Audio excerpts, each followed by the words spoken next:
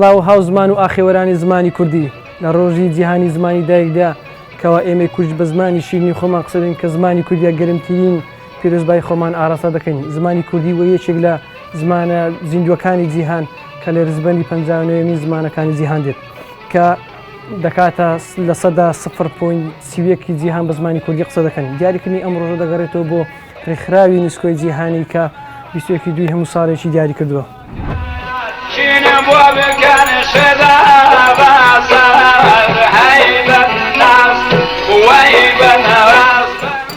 زمانی کوردی لە 5 زاری سەرەکی پێک دێت. یەکەمیان زاری گۆرانی، دووەمیان زاری زازاکی، سێمیان زاری کرمانجی سەر و چارەمیان زاری کرمانجی خوار و پێنجەمیان زاری کرمانجی ناوەند یاخود کرمانجی ناوەڕاست. شاعران نووسانی کوردگرنگی زۆریان بە زمانی کوردیداوە. لە مەزنی زمانی کورددا ناڵی لە درە شعرێکدا دەڵێت کەس بە ئەلفازم نەڵێ خۆ کوردیە خۆ کردیە، هەر کەسێ نادان نەوێ خۆی تاڵی بێمەعنا دەکات. نووسەری ناوداری گەلەکەمان میر جەلالەت بەدرخان لە ژمارەی یەکەمی گۆڤاری هاوار نووسێتی زمانمان مێژوومانە، کەلتورمان لە زمانماندا شاراوەیە.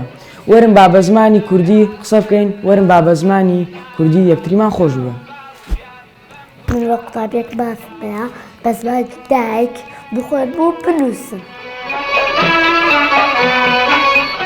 وەک چۆن ئاڵای کوردستان ناسنامەی منە، زمانەکەشم ناسنامەمە، بۆیە شانازیە پێی بدوێم و پارێزگاری لێ بکەم.